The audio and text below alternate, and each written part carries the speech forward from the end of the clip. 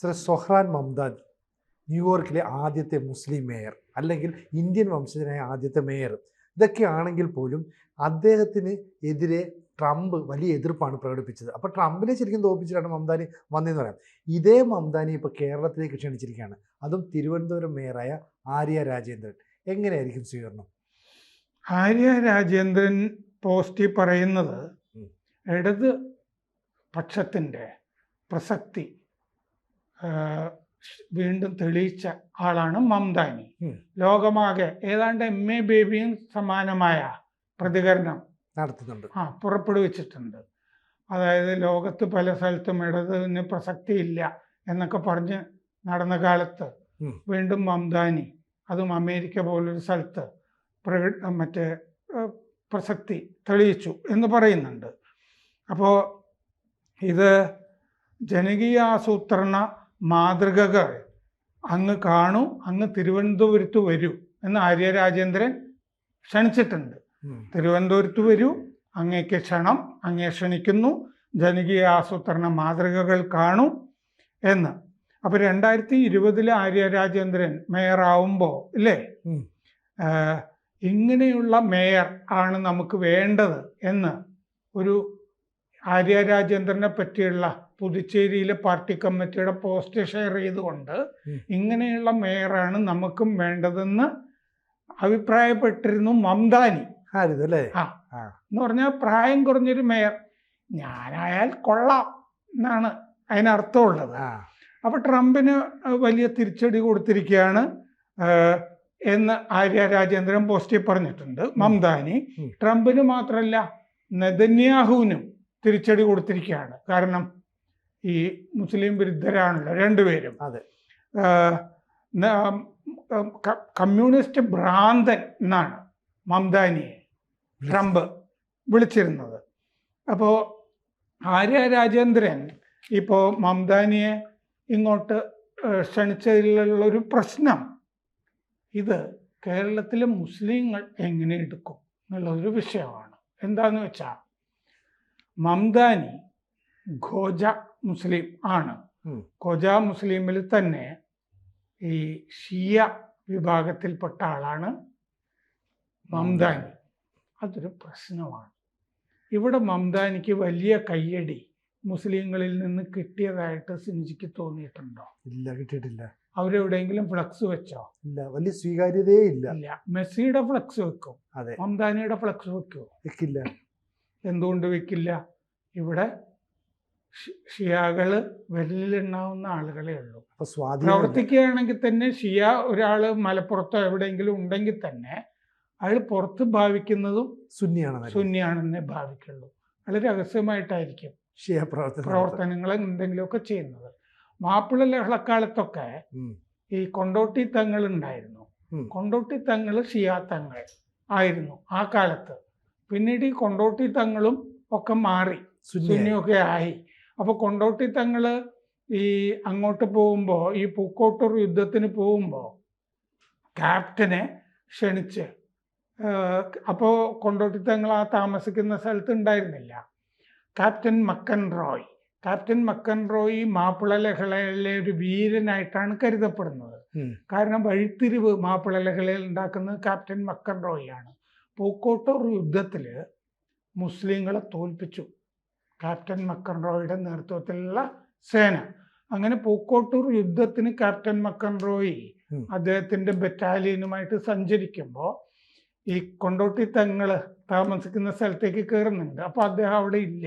പിന്നീട് കൊണ്ടോട്ടി തങ്ങൾ വരുന്നുണ്ട്. അത് നമ്മൾ വായിക്കുമ്പോൾ സിനിമ കാണുന്ന പോലെ തോന്നും. അദ്ദേഹം ഒരു കുതിരപ്പുറത്താണ് വരുന്നത്, കൊണ്ടോട്ടി തങ്ങൾ. അപ്പോൾ കൊണ്ടോട്ടി തങ്ങൾ എല്ലാ സഹായവും വാഗ്ദാനം ചെയ്യുന്നു, തിരിച്ച് സംരക്ഷണവും ക്യാപ്റ്റൻ മക്കൻ റോയ് വാഗ്ദാനം ചെയ്യുന്നു. കൊണ്ടോട്ടി തങ്ങൾ അന്നത്തെ തങ്ങൾ ഷിയ ആയതുകൊണ്ട് ബ്രിട്ടീഷുകാർക്ക് പിന്തുണ കൊടുത്തുകൊണ്ടാണ് നിൽക്കുന്നത്. കൊണ്ടോട്ടി തങ്ങളെന്ന് വാര്യംകുന്നനും ആലി മുസ്ലിയാർക്കും ഒക്കെ എതിരാണ്. പറഞ്ഞാൽ ഇവിടുത്തെ സുന്നികൾക്കെതിരെ കൊണ്ടോട്ടി തങ്ങൾ. ആ സാഹചര്യമൊക്കെ മാറി ഞാൻ പറഞ്ഞത്. കാരണം മഹാരാഷ്ട്രയിൽ നിന്നോ മുംബൈയിൽ നിന്നോ ഒക്കെ വന്ന ഒരാളാണ് അന്നത്തെ കൊണ്ടോട്ടി തങ്ങൾ. ആ പശ്ചാത്തലമൊക്കെ ഉണ്ടായിരുന്ന ആളാണ്. അതിൽ നിന്നൊക്കെ മൊത്തത്തിൽ മാറിയല്ലോ. അപ്പോൾ ഷിയാകളെ ഒരിക്കലും അംഗീകരിക്കില്ല സുന്നികൾ. ഷിയ രാജ്യമാണ് ഇറാൻ, ഇല്ലേ? അതെ. ഇറാൻ എന്ന് പറയുന്നത് നമ്മൾ അറബ് ലോകത്ത് തന്നെ, അല്ലേ, സുന്നി രാജ്യങ്ങളുമായിട്ട് തർക്കിച്ചു നിൽക്കുന്ന സ്ഥലമല്ലേ അതെ ഇറാൻ. കാരണം അലിയുടെ പാരമ്പര്യത്തിൽ വരുന്ന രാജ്യമാണത്. അപ്പോൾ വിമതരായിട്ടാണ് കരുതുന്നത് അവരെ. സൗദിയെ നിരന്തരം ആക്രമിച്ചുകൊണ്ടിരിക്കുന്ന, അല്ലേ, രാജ്യമാണ്. മിസൈലും ഒക്കെ മറ്റേ ഹൂത്തികളെ കൊണ്ട് സൗദിക്കെതിരെ മിസൈൽ അയപ്പിച്ചുകൊണ്ടിരിക്കുന്ന ഒരു രാജ്യമാണ് ഇറാൻ. അപ്പോൾ ഈ മംദാനി ഷിയ ആണെന്നുള്ള ഒരു വാസ്തവം ഈ ആര്യ രാജേന്ദ്രന് ഇതിനെ പറ്റിയൊന്നും വലിയ ധാരണയൊന്നും ഉണ്ടാവില്ല. എം.എ. ബേബിക്ക് തന്നെ ഉണ്ടോ എന്നുള്ളതൊക്കെ പണ്ട് EMS ഉണ്ടായിരുന്നു. ഇതൊക്കെ എന്തായതാന്നൊക്കെ നല്ല ധാരണ ഉണ്ടായിരുന്നു. ഇപ്പം ആര്യ രാജേന്ദ്രൻ എന്താന്ന് വെച്ചാൽ സുന്നികൾ താമസിക്കുന്ന കേരളത്തിലേക്ക് ഒരു ഷിയ ആളെ ക്ഷണിച്ചിരിക്കുകയാണ്. ഒരു ഷിയ ആളെന്ന് പറഞ്ഞാൽ മറ്റേ സെപ്റ്റംബർ 1, അല്ലേ, ഭീകരതയ്ക്ക് ഒത്താശ ചെയ്ത ഒരു ഇമാമിന്റെ കൂടെ നിൽക്കുന്ന ചിത്രമില്ലേ മംദാനിയുടെ.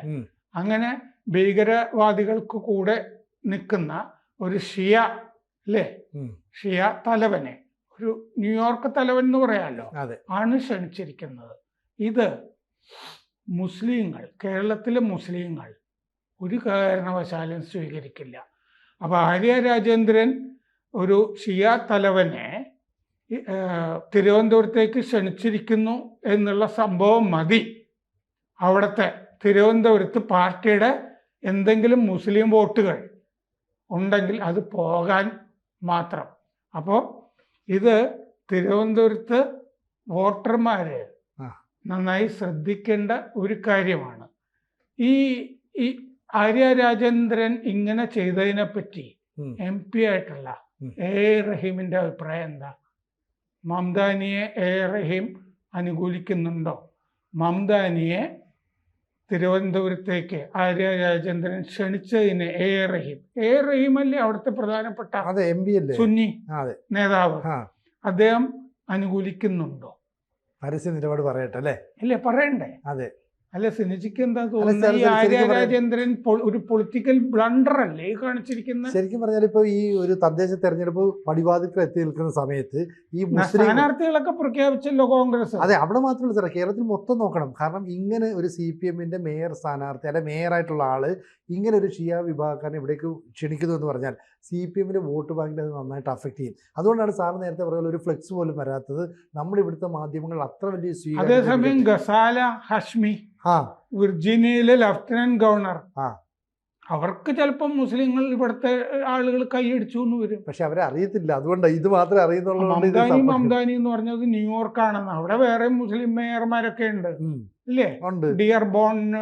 ഡിയർബോണിൽ മുസ്ലിം മേയറുണ്ട്, അടുത്ത നഗരത്തിൽ മുസ്ലിം മേയറുണ്ട്. പക്ഷെ അതൊന്നും ഇവിടെ ചർച്ച ചെയ്യപ്പെടുന്നില്ല. ഇവിടെ ഇപ്പം ഈ മേയറായിട്ടുള്ള ആര്യ രാജേന്ദ്രൻ കാണിച്ചത് വലിയ മണ്ടത്തരമാണെന്ന് CPM-ന്റെ മുതിർന്ന നേതാക്കൾ തന്നെ അവരെ പറഞ്ഞ് മനസ്സിലാക്കും. അതിന് മുതിർന്ന നേതാക്കൾക്ക് അറിയാമായിരിക്കുമോ? അത് ഇനി പറയുമല്ലോ, ഒതുക്കിയിട്ടിരിക്കുകയല്ലേ. അതെ, അവർക്ക്. പക്ഷെ എങ്കിലും മറ്റു ചില നേതാക്കളെങ്കിലും പറയും, കാരണം ഇത് കാണിക്കുന്ന മണ്ടത്തരമാണ്. ഇങ്ങനെയുള്ള ഒരു നീക്കം നമുക്ക് കിട്ടേണ്ട പരമ്പരാഗത വോട്ടിനെ പോലും ഇല്ലാതാക്കി. ആര്യ രാജേന്ദ്രൻ അടുത്ത കാലത്ത് അമേരിക്കയിൽ പോയി ഒരു വ്യാജ അവാർഡ് മേടിച്ചില്ല. അതെ. അപ്പം മംദാനിയെ കണ്ടിരുന്നോ? കാണത്തൊന്നും ഇല്ല. ഇപ്പൊ ഇത് ആരോ പറഞ്ഞതിന്റെ അടിസ്ഥാനത്തിൽ ഒരു സമൂഹ മാധ്യമത്തിൽ ഒരു പോസ്റ്റ് ഇട്ട വലിയ സ്വീകാര്യത കിട്ടും. പണ്ട് നമുക്ക് ഇങ്ങനെ കിട്ടിയതല്ല. നമ്മൾ ചർച്ചയിൽ ആര്യ രാജേന്ദ്രന്റെ ആരാധകനാണ് അദ്ദേഹം എന്നൊക്കെ പറഞ്ഞിരുന്നല്ലോ. അതെ. പക്ഷെ എന്തായാലും ഇപ്പം ആര്യ രാജേന്ദ്രൻ കാണിച്ചത് സാറ് പറഞ്ഞ പോലെ ഒരു ഭൂലോക മണ്ടത്തരമാണ്. ആര്യ രാജേന്ദ്രൻ കാണിച്ച മണ്ടത്തരം അത് മാത്രമല്ല, അവര് മംദാനിയെ ആരാധിക്കുന്നുണ്ടല്ലോ. അപ്പൊ അവര് അമേരിക്കയിൽ പോയപ്പോ മംദാനിയെ പോയി കണ്ടൊരു ചിത്രമൊക്കെ എടുത്ത് ഫേസ്ബുക്കിലൊക്കെ ഇടേണ്ടതായിരുന്നു. എങ്കിൽ ഗംഭീരമായനെ. മറ്റേ ഈ ക്ഷണം ഇതുകൊണ്ട് അവസാനിപ്പിക്കരുത്, അല്ലേ? അല്ല, ഇനിയിപ്പോ മറ്റേ നിയമസഭാ തെരഞ്ഞെടുപ്പിലോ മറ്റോ ആയിരിക്കുമല്ലോ ആര്യ രാജേന്ദ്രൻ മത്സരിക്കുന്നത്. ഇതിലില്ലല്ലോ. കാരണം ലോക്കൽ മറ്റേ ഓഡിറ്റില് ഏറ്റവും മോശം ഭരണം ആര്യ രാജേന്ദ്രൻ്റെതാണെന്ന് പറഞ്ഞിട്ടുണ്ടല്ലോ. ഒരു പദ്ധതിയും ഉണ്ടായിട്ടില്ല, പണം ചെലവാക്കിയിട്ടില്ല. അങ്ങനെയൊന്നും മംദാനി ചെയ്യാൻ സാധ്യതയില്ല എന്ന് തോന്നുന്നു. അതുകൊണ്ട് ആര്യ രാജേന്ദ്രനെ ആ കാര്യത്തിൽ മാതൃകയാക്കി കഴിഞ്ഞാൽ മംദാനി ഇനി 34 വയസ്സേ ആയിട്ടുള്ളൂ. തലയും കുത്തി വീഴും. തലയും കുത്തി വീഴും, പാതാളത്തിലേക്ക് പോകും. എന്തായാലും ഈ ക്ഷണം ഇവിടെ വെച്ച് ആര്യ രാജേന്ദ്രൻ അവസാനിപ്പിക്കരുത്, ഇനിയും ക്ഷണിച്ചുകൊണ്ടിരിക്കണം. അതായത് തദ്ദേശ തെരഞ്ഞെടുപ്പ് കഴിഞ്ഞിട്ട് നിയമസഭാ തെരഞ്ഞെടുപ്പ് വരുമ്പോൾ ഞാൻ മത്സരിക്കുന്നു, എനിക്ക് വേണ്ടി പ്രചരണത്തിനായിട്ട് വരണം എന്നൊക്കെ പറഞ്ഞൊരു റിക്വസ്റ്റ് ഒക്കെ കൊടുക്കാവുന്നതാണ്. ആ അപേക്ഷയും കൂടി വെക്കണം. അതെ, ആ തെരഞ്ഞെടുപ്പില്, നിയമസഭാ തെരഞ്ഞെടുപ്പില് പ്രചാരണമൊക്കെ ആവുമ്പോൾ മംതാനി വന്നില്ലെങ്കിൽ ഒന്ന് അനുകൂലിച്ചെങ്കിലും ഒരു പ്രസ്താവന ഇറക്കണം എന്നാവശ്യപ്പെടേണ്ടതാണ്. അതെ അല്ലേ? അതെ. കൂടുതൽ വാർത്തകളും വിശേഷങ്ങളും നിങ്ങളിലേക്ക് എത്താൻ ABC മലയാളം സബ്സ്ക്രൈബ് ചെയ്യുക, ബെൽ ബട്ടണും അമർത്തുക.